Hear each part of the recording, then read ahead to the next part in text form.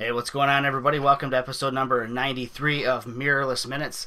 And it's going to be a cool show because we've got somebody on that I don't think we've ever had on, No. but it's somebody that definitely have a strong connection to in the world of photography. He was kind of like really instrumental in kind of shaping how I looked at doing what we're doing right now, being online, Hmm. talking to people, being part of this whole social side of photography and the way it works with the web. It's Mr. Giulio Sciorio.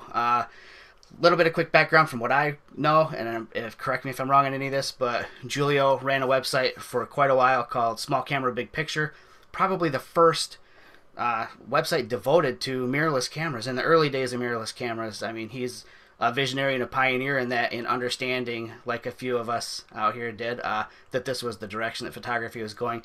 But Giulio has also had the distinction of being a Olympus visionary, Hmm. a Panasonic Lumix Luminary, and just actually one hell of a dude all around. Crazy portfolio and background, and pretty stoked to have him on. So, what's up, Giulio? How you doing? Hey guys, thanks so Hey. much, and I'm super pumped to come on the show. It's like the Wayne's World of shows. So you're a little quirky sometimes too. So I think you'll just fit right in perfectly Yeah. fine. That's good. Oh yeah. I am sober, so Well, if there it, goes the show then. if it sounds strange, it's really just it's my natural personality. So it's been a while since you and I have talked. Actually, the last time we talked, I think both of us probably had numerous ones of these in our hands in Chicago, out of Chicago, Hmm. where we were both doing talks. Mike, you and I all Yeah. doing events there. And since out of Chicago, a lot has happened with you. You're kind of like this crazy enigma in the world of photography. And I Yeah. mean, you're somebody who's had everything and then said, you know what, it's not necessarily fitting in with who I am and what I'm doing right now, so I'm going to push it off to the side and I'm going to go chase down something else for a while. Then you get another title or another thing, and you're like, this is cool, I'm going to ride this for a while. And you're like, you know what, it's getting in the way of creativity maybe this time, and I'm going to take off and do this again. And that's pretty cool. It's pretty liberating just to watch what you do. Do you want to talk a little bit about your background? So for those who are watching who might not know who you are or know your Yeah. background, kind of get a feel for who you are. Yeah, so um, I think for people that kind of stumbled onto my stuff and they're probably like, "Damn, this dude is crazy," but I like to think of myself as self-expressed. So I inherited a camera, long story short, in 93, 94, when I was like 18. My best buddy died, and I got his camera, and it was a Rebel, one of the original film Rebel, and we never had a picture together. And I realized how powerful photography was at that time.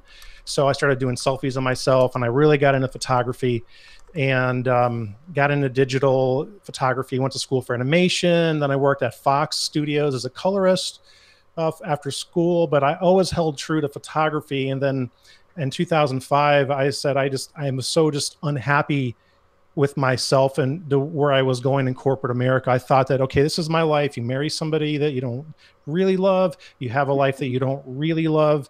You get old, you retire, you get a few years to yourself, you get the gold watch, and then one day you crap your pants and you die. And that's it. And I was like, dude, all right, that's my path. And I was like, dude, I can't do this. I can't live like this. So I said, you know what? I'd rather be poor. And I went and I said, from like, it was March 25th, 2005, I wrote in my journal, simple goal: shoot and get paid. And it took me 2 years to actually really kind of get that up to speed, and I was on welfare for 2 years straight up. So I had, when I was losing everything, I said, okay, I need to have a car to get around. I need to have Hmm. my camera, which was my first DSLR. It was an Olympus E1, and I had to have a computer so I can communicate. And I had just the original power book, and got into food photography so I could eat mainly, because there was no budget for editorial food photography for food stylists. So I would purposely handle the food, get a shot, and then the chef, I'd be like to the chef, "So what are you guys gonna do with this?" And they're like, "Oh, you want it?" I'm like, "Yeah," and I would just cram it, and it didn't matter what it was. I would eat it. I would go to parties that had food so I could eat. And while I was doing that, I was really aggressive with my outgoing sales calls to like local magazines. I was in Phoenix at the time, and eventually the Jillian Dundas, who was at the time the art director for Village Voice Media, the biggest weekly in the world, she picked up the phone, and I thought, man, she's just either going to tell me come on in or go to hell. And she's like, Mhm. Giulio, she's like, I got all your emails and I got all your phone calls. And I'm like, oh God, here it comes. She's like, come on in and show me your book. And I'm like, oh my God, this is great. So I go in to show her my book, and it's this really crappy, all plastic pages, wonky white borders printed on an $89 Epson. It's the worst thing ever. And she saw something and she's like, all right, I'm going to give you a cover. And I was like, okay, so my entire life for a week, because I had a week to shoot and make this cover for this issue on ambulance chasers. And my whole life was that cover, and I shot it with my 5 megapixel E1.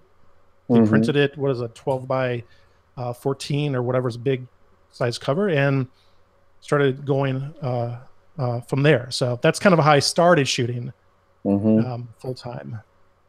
So, That's I mean, that's a great story to just tell, like, where you've been, though. I mean, you know, you just said enough's enough, and you made that change. That's fantastic. Everybody's got it. What's that? You literally. So I tell people, you know, this is, I don't know, I'm sure everybody says this, but you know, photography, it's an art, and art is about sacrifice, and some people are willing to sacrifice a lot more for art, and I think you're kind of like right up there high with the sacrifice to create your art. You know, it's pretty inspiring business. So for those of you out there who think it's just about going out and just pointing your camera and clicking a photo and expecting fame and fortune and notoriety and all that, no, you got to put in work and some hustle for it. I think it definitely proves that. I think so. You know, the best photographers, there's probably somewhere in the world right now, there are these amazing photographers that are like 20 years ahead of everybody, but we just don't know about these people. Absolutely. You know, who knows? Like, I follow a guy on Instagram. He's a Russian photographer. He shoots with an iPhone 6, and he does the craziest stuff. And it's not because like the camera, obviously, it's because of the access. It's what's inside the content of the photo. And he's like in these really hard areas somewhere in the Soviet Union, and he gets the craziest stuff. And just like you see that, and you're like, dude, if I had access to that, I'd probably get paid. But if I didn't, I'd probably get some cool stuff. Yeah. You know, so that crazy hard knock, like knockdown, drag out struggle to start making it eventually led you to like a sponsorship with Olympus for a few minutes there, and that ended up snowballing over into another camera brand, Panasonic.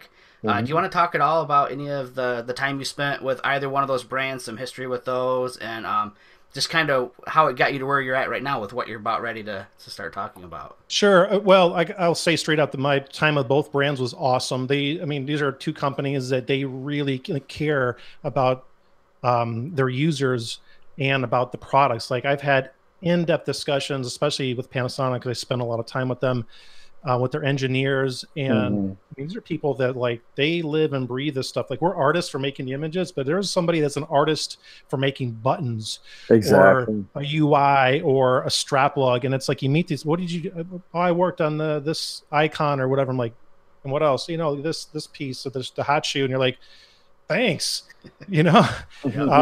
But so what happened was I after I got into the E1, and I loved the way it worked, the colors, the feel of it. It was like indestructible. That camera was the tool that I used to pull me out of poverty. And eventually, I ended up with a studio. I met my wife. We had a couple of homes in Phoenix. Business was really good. And the economy hit, and I didn't work for 6 months. This was after winning a bunch of Addies and stuff. I didn't work for 6 months, not a dime. So I went to Miami, and I started working with my friend Steve Sanacor, who's an amazing resort and lifestyle photographer, as his tech. Because I was like, dude, if we're gonna be broke on a beach, right? So there we were, kind of broke on the beach, and my wife was pursuing a different career because she was my wardrobe stylist in Phoenix. And Olympus was doing this thing. So I was like, man, I really like the idea of these small mirrorless cameras. I just couldn't afford one. And Olympus was like, they're doing this pen ready contest where they were giving away this pen mini, which is like a $400 mirrorless, the original. No, not the original. I think the second pen. And so I was stalking them, and they were like, I could tell they were in New York. They would say where they're going to be, and then if you were there or you found them, they would give you a camera. I had just moved, and my buddy, my other buddy Jamie, rest in peace, he passed recently, but I was like, dude, where's this thing? He's like, oh, I think it's at this marina. And him and I are big dudes. I had a beard at the time, and he was a big guy, and they were here. right on the other side of this dolphin marina, and we saw them giving away the cameras, and I was here and he was here, and we're all sweaty. Big dude's running at this little marketing girl. We're like, oh, and the slogan was pen ready. I'm like, we're pen ready. Fast as we could, because they had 2 left. And I think she just got scared and she handed them to us and we ran away. And I started shooting with this camera and I was like, this thing is awesome. At the time, it was just a little bit less image quality than a 5D Mark II that I had, DSLR at the time. So I sold my Mark II and I started shooting magazine covers with the Pen Mini. And it was badass. I got a bunch of images I shot with that. I'll have to show you. And then Olympus was like, do you want to be a visionary? Which was a big goal of mine.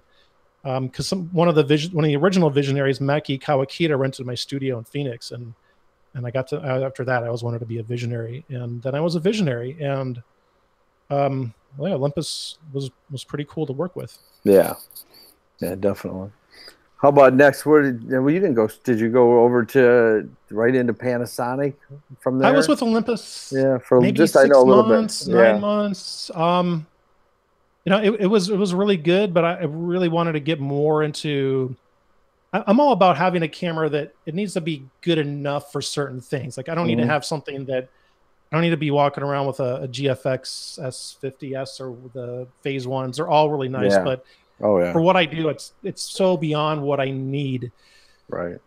So, but I needed video that was just a little better than what I was getting out of my EM5. And then I broke my EM5 and Panasonic was like, hey, can we send you a box of cameras? And I was like, yes. Hard to say no.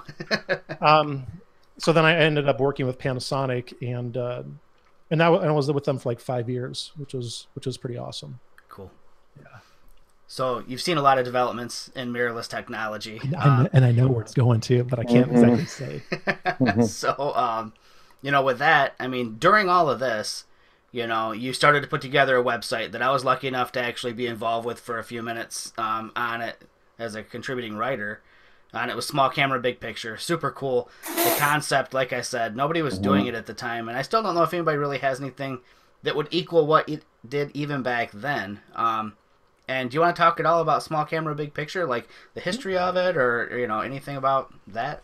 Yeah, totally. So small camera, big picture came from I was a blog called Create and Inspire, which I don't know if you can see in my tattoos. I have Inspire and Create. So eventually I changed the name to Small Camera Big Picture because I was using this EM5 and I was like, it's a small camera, but I'm just doing this amazing stuff with it. I mean, I was shooting some celebrities and some really big jobs with these tiny cameras.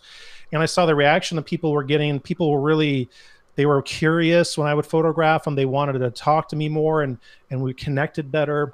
And it wasn't that the camera itself was a better camera or a worse camera. It was just, it got me better results because people's guards were let down. So you're photographing a celebrity who's used to people hiding behind a camera, and here I'm using a screen and I'm holding it kind of low and we're talking, and so we're getting this cool stuff. The clients were seeing this happen, and there was no objections ever to the gear. And I was like, I got to talk about this because I'm telling you, this is where it's going. It may not be there yet, and there may be, and I think the photographers were going to give pushback because people, for whatever reason, photographers are so slow to change. In general, not all of us.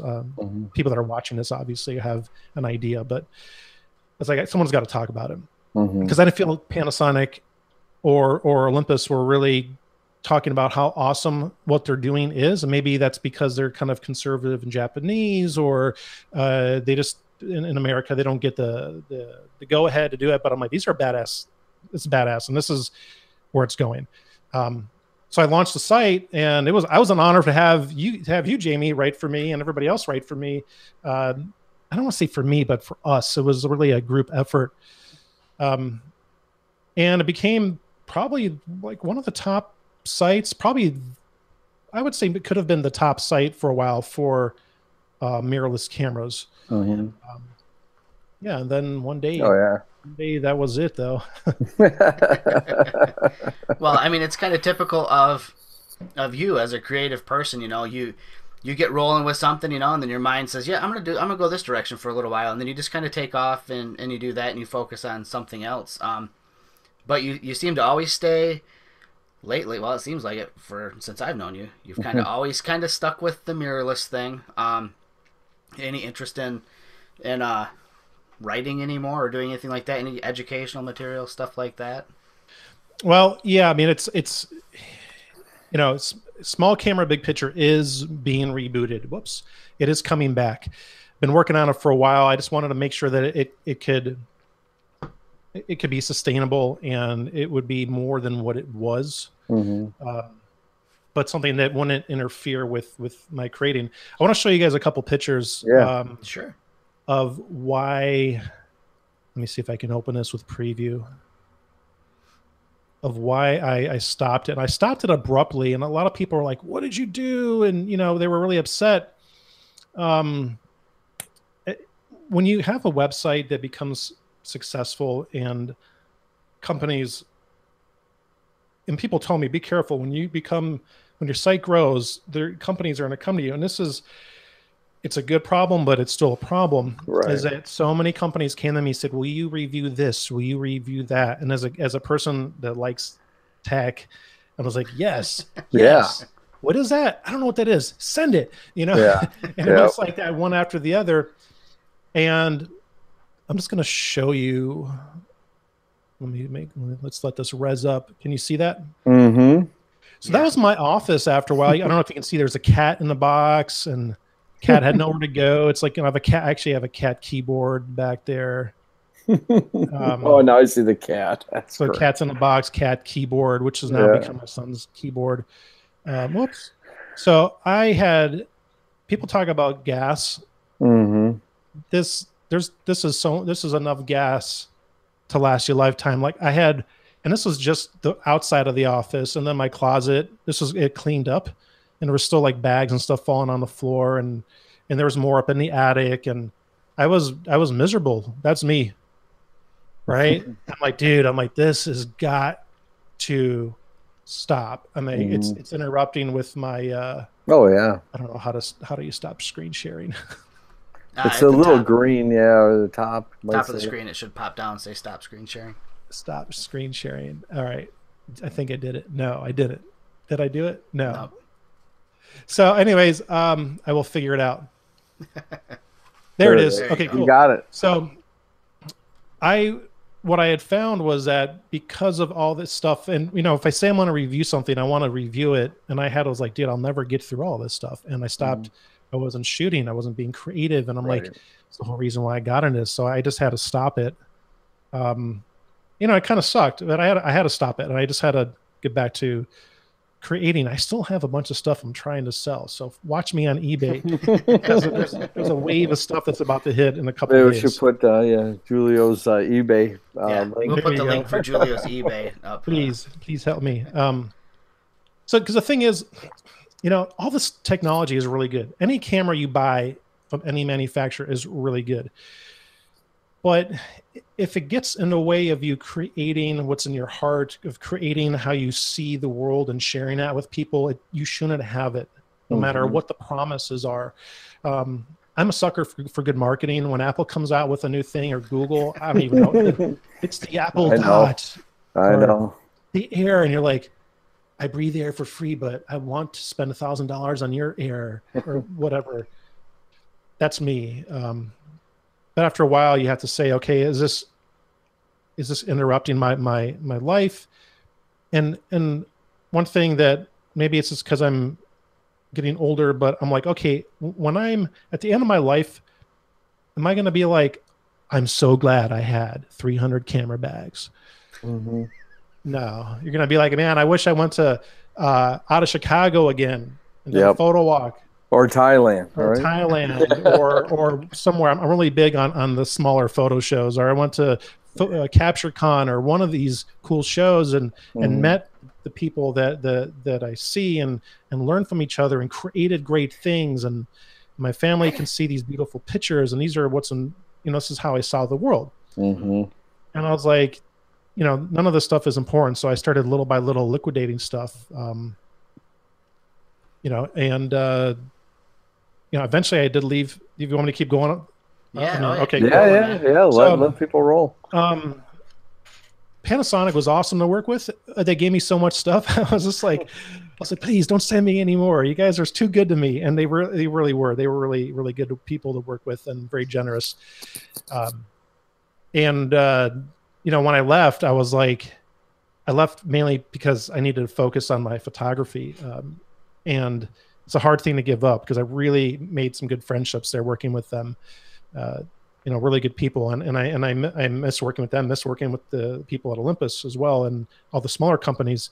But I'm like, I need to be independent so that when I do talk about stuff, I can talk about it truthfully. Not that anyone said you have to talk about it a certain way, but I always felt that I always felt that, and there was no one ever said you have to talk about something a certain way, but I always felt that if I was just free, then maybe I could be a little more liberal with my conversations, but also more so with the kind of art that I make because my photography is fairly edgy.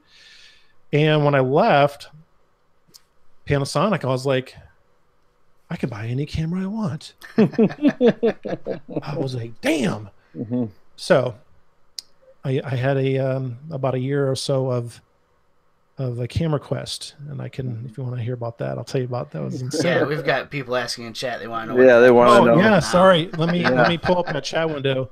Yeah. People want to know about. Okay, so what is he shooting now? Did he tell us already? I did not, Adam. I'm going to get to that right now. So, I started shooting with Fuji, and I'm like, this is great. I love it. And I had two X Pro 2s. I had an XT2, and I was like, this is the wow, and they're really cool. They're really nice. Then I got a commission from a museum, and which is great. I mean, how often do you get a commission from a museum? They're like, can you work with this famous artist in Nairobi named Wangechi Mutu? She's doing this performance piece. You're the only one that's going to be witness to it.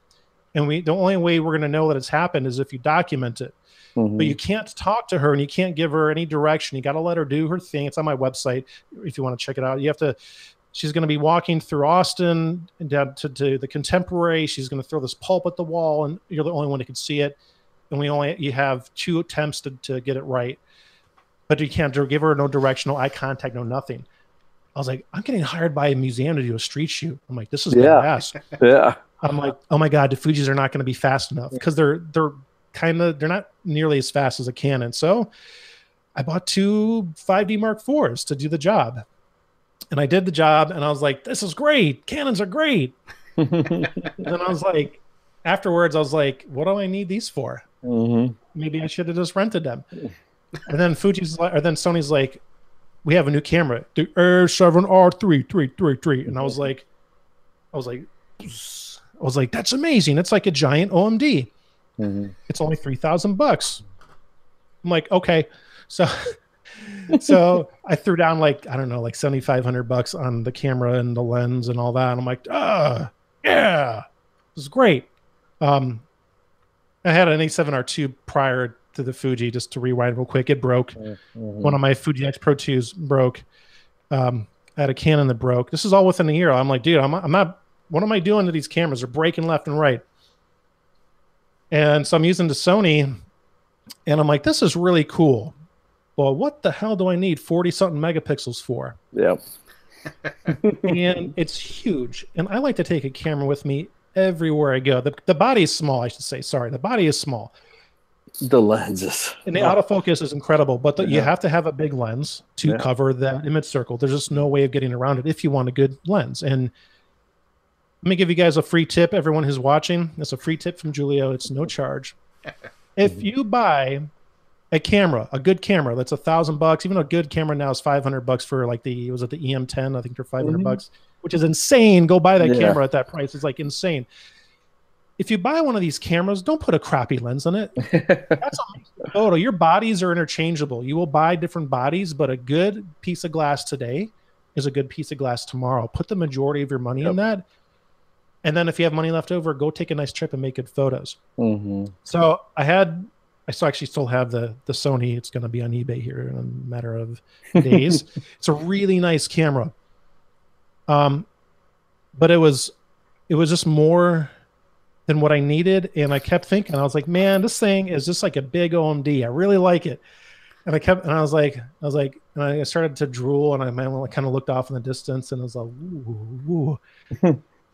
And I was going through my garage because we moved into a different house now, and I had all these lights. I'm like, when did I use? I'm like, wow, it's been over a year since I used these lights. So I grabbed all these things that I'm like, I don't want to sell on eBay. Brought them to my local camera store, and I traded them in. And things happen. I think I know where this is going. Yeah. So the more things change, the more they stay the same. And so I'm like in there, and I'm like, what is that? I'm like, that's a really good price. And it's familiar. Mm-hmm. I was like, and it's only $900. Was that a $200 instant rebate? I don't got to mail that in. I'm like, oh yeah. And I put it on my hand, and I'm like, it all just made sense. So, and I told my wife when I got home, and she rolled her eyes. I'm like, honey, I did it again. She's like, God, what are you doing? And I'm like, no. I'm like, you'll be glad I did.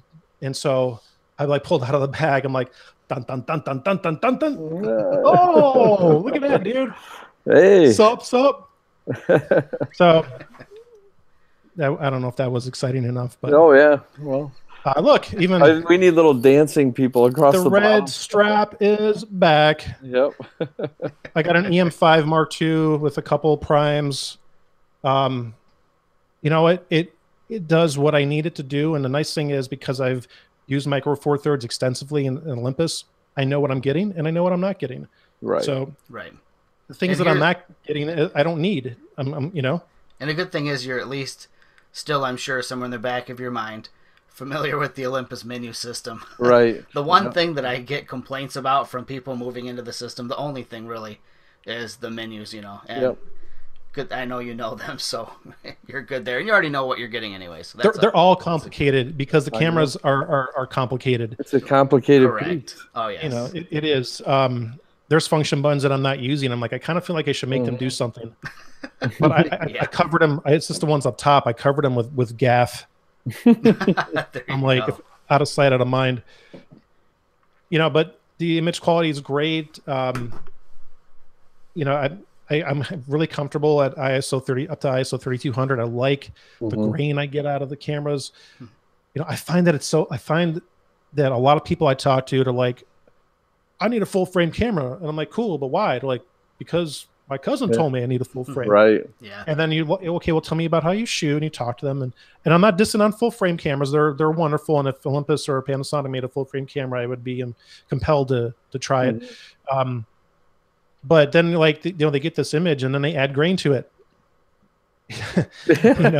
Or they put on some crappy old lens, and you're like, what are you doing that for? Yeah, exactly. But I have full frame. Because I got full frame. Full frame, like full frame zombies. Like, full frame. And usually with those guys, it's, look, I've got one eye in focus and one out of focus. Right. It worked. Yeah. Yeah, sometimes. But, there's the Pen Mini was good enough to shoot magazine covers. And that was, 12 megapixels, was an old sensor. Yeah. Mm-hmm. Man, folks, we're so good. Buy something that gives you a good value. Put your money in the glass, and you don't have to have expensive glass to get a good image. Right. And then spend your money on the experience of photography. Definitely. Get out and meet people, go on photo walks with friends, take a trip. Yep. Again, I know I mentioned it before, but do like an out of Chicago or a PhotoCon, CaptureCon, or something. It's a smaller show. Come hang with Jamie and Mike in Atlanta. Yeah. What do you guys got going on in Atlanta? Yeah, it's all sold out in May, but yeah, we just got to get a little workshop. I mean, you do one or two good ones like that a year. Yeah, it's funny too because I did a workshop last fall here in Michigan with my buddy Mark. We kind of toured the west side of the state, shooting lighthouses and landscapes and things like that. And some of the people, actually, pretty much all of the people that were part of that workshop, I'm friends with them all on Facebook, obviously. And so I watched the interactions from the people that were in that group that didn't know one another before that workshop, are all friends now. And they talk back and forth. And then I went to a drink and click the other week in Ann Arbor, and half of those people were there. And they were talking to one another like, hey, it's good to see you again. Like, you get great photography. You learn something. Hell, the instructors learn something every time they do one of these events to it, and it's and you make friends, and it's about experiences as much as it is about creating things. So yeah, I'm totally about going somewhere with some of that extra money you might have left over by not spending a fortune on all of your gear up front. Yeah, I think if the cameras were crappy, word would get around really quick, and we'd all know. Hey, don't buy the McDonald's or the Ronald camera with the red, the purple, whatever. It's garbage, but they're all really good. It's really about putting your money into the lenses and focusing on your vision. Your vision is the most important thing. That's how you see.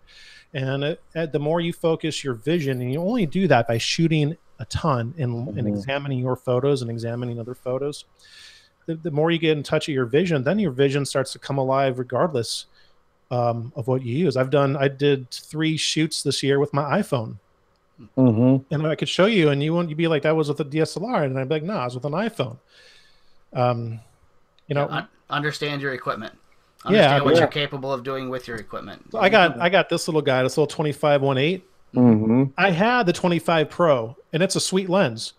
It's so sharp that you could practically see the photons splitting in half. It's ridiculous. That's a good way of putting it. I never had a lens that sharp. I thought I had the settings wrong. I shot a music video. I shot my last music video with it on the GH5, and I'm like, what did I do? And I'm like, no, that's just the lens. I was like, damn. So I was like, okay, when I went to go buy a smaller prime, I got the 25-1.8 because the price was great, and I'm like, I just don't need that to get to that. Some people do. I don't. And then I got the 35. I don't know if you could see that. The 35-1.8. 17. Sorry. 17. Yeah. I got you. We know where you're at. Yep. So I have most of my bases covered. I'll probably get the 12 when I can find a good deal in it. And I'll be. So I see a pattern here. You kind of got a prime thing going on. Yes. Yeah. I understand that love affair. Believe me.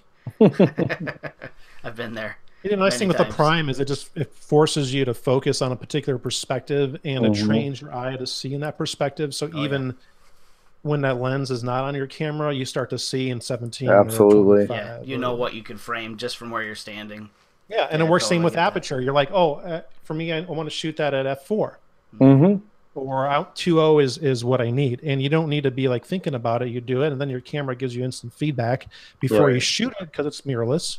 And then, then you're operating in confidence. When you operate in confidence, when you're shooting on the street, you're not kind of being sheepish. You're kind of hiding out. Exactly. And when you're not hiding out and you want to approach people on the street, you're like, wow, you look really cool. Can I get your photo? Like, yeah, great. And then you already know what your camera's already set, and you snap it and you connect with the person. So moving forward, what's the big thing that's going to be going on with you this year? Obviously, maybe you're settled into a camera system for a minute. I know it looks like you kind of bounce through them. It sounds like you bounce through them pretty quick, but you really don't. You stick with things for a while, and produce content and things with it, before you move on. But what else do you have in store for this year? Any other plans, projects? Well, as far as cameras go, I'm pretty happy with Olympus. Like I said, I know what I'm getting. I know what I'm not getting. There's no surprises in there for me. I had it for years. I mean, I had Olympus back to the original stylus, not the stylus Epic. I had that too, but the original stylus, $89. So, I'm going to stick with it because it's enough for me to show my vision. And then when I get a commercial job that say it does require something different, most commercial jobs, I have a line item in the budget that's for a tech, and the tech will often rent me their gear, and I want to use their gear because they often know how to use it. They can fix it. I don't have to worry about settings. Yep. So I'm like, and for that reason, I don't need to have a medium format or even a full frame. I like those stuff, but I don't need to have it. So for what I need to communicate what's in my heart and my vision is what I have now, give or take, like I said, a lens or two. Sure. And then we're launching Small Camera Big Picture next month. I don't know the exact date yet, but if you go on smallcamerabigpicture.com, you can kind of put in your name in an email form, and I'll send an email blast out to everybody once it's live. And then what kind of things could people expect from that? What are your goals with Small Camera Big Picture? Well, I want to bring the community of Small Camera Big Picture back. We had a particular way of talking about things. It was really passion based, and it was, I don't want to say authentic. I feel like that word's been beaten to death, but we were authentic before it became this marketing talk, because we just loved we loved the cameras, we loved the results, more importantly. So I'm going to get back to that, but the whole goal of Small Camera Big Picture is to talk about two main topics: small cameras. Okay, so what can you do with it? What can you expect to do with it? Buyer's guides for different seasons, cool accessories. If there's a deal, we'll send out a blast for like a deal alert so people can save some money. The event page will be back up. So when you guys are doing events, we'll be able to put it up on the site and get people to know, okay, I can go to Small Camera Big Picture and I can see events that Small Camera Big Picture is putting on, but I can see events that Mirrorless Minutes is putting on, and I can see events that This Week in Photos putting on, or other of the smaller groups. And like I said, I love the smaller groups because you can really get some good one-on-one, so people can connect. At some point, we'll be selling some sort of tutorials and things, because there's I said I wasn't going to mention it. I'm just going to mention it briefly, but I'm doing some things with the raw data that with a Micro Four Thirds. I'm practicing with the EM 5 II that gets me very close to what I was getting with my A7R III for most situations. And it's not very complicated. It's just how you shoot it and then how you process it. And I want to share how I did that. And then just get people excited about shooting and being able to feel comfortable with asking questions and stomping the trolls when they appear. Yeah. Well, so, it's keeping it real. I mean, here we are, Jamie, hitting almost 4 years this August, right, and I don't know if we've ever stopped. Just sort of, that was the whole mantra. Let's just get on and talk. See what happens. Yep, exactly. And that's what happens. Simple. So the content that you'd put on Small Camera is going to be more the inspirational and educational, not necessarily tech heavy. Or will there be a little bit of that interspersed in, I guess, if new product is unveiled or whatever, for like will it be like reviews or more the art side of things, or is it just going to evolve as it grows? Yeah, I think it's going to evolve as it grows, but if there's a demand for reviews, that's fine, but there's so many reviews out there. Right. And the one thing that I'm seeing that I'm not a big fan of is when certain camera companies fly a bunch to a place and put them up in really sweet hotels, and they have cinema lights that you rent for like $2,000 a day per light and all this crazy stuff, so you can't get a bad photo. And then a week later when it launches, everyone's got the same photos and it's all shot in the same place. Like, if I was invited to one of those, it would be hard to say no. But the reality is it does color the reviews. It does color the content. And I'm not too crazy about doing that kind of review. And then there's also behind the scenes, there's always this battle to get the cameras first from the camera companies so that you can be the first person on YouTube and get those initial hits. Right. But that's not helping anybody be a better photographer. That's helping someone be a better consumer. Right. And I want to help people be a better creator. Because the thing is, dude, we're all going to die. And if we're lucky, we'll have that moment of truth, and no one's going to be on a bed, their deathbed, or wherever they are on their last breath, and be like, I'm so glad I bought that camera. They're going to be like, I'm so glad I went to Hawaii or wherever and did a rad photo trip, or spent more time with my family. You know what I mean? Yep. It's never going to be like, oh, Ibis. Yeah. My life was complete because of that. Yeah. Right. Yeah. So I think we probably covered all the topics that we had talked about kind of pre-show leading up to this. So it's probably a good point at which to close her down. I know Mike's got plans. He's on West Coast time, so he's working, air quotes for those I listening. am working right now. In 5 minutes, it looks like it. So with that said, as always, everybody, when the show concludes, I'll get in the show notes all the links to Giulio's pertinent information, everything that he wants to share with us, including his eBay page where maybe you can snag a killer deal on some gear. Because although we might have downplayed gear a little bit, it still is important. It still does matter. And if you're missing a tool, maybe Giulio's got it for you. Right. And I guess we'll just kind of wrap it up with that and just thank Giulio for being on. And thanks for having me. Dude, totally stoked to have you on. And we'll definitely have you back on again once Small Camera Big Picture once it's launched. Takes back off again, and we'll talk about that and how things are going with that. So thanks again for taking time out of your day, Giulio, and chatting with everybody here. And again, everybody, just check out those show notes for the links. It'll take me a little while to get them put up there. And if you're listening to this via the podcast, your podcast player, you should be able to click on those links in your podcast player as well. So don't hesitate to check out Giulio's stuff. It's cool.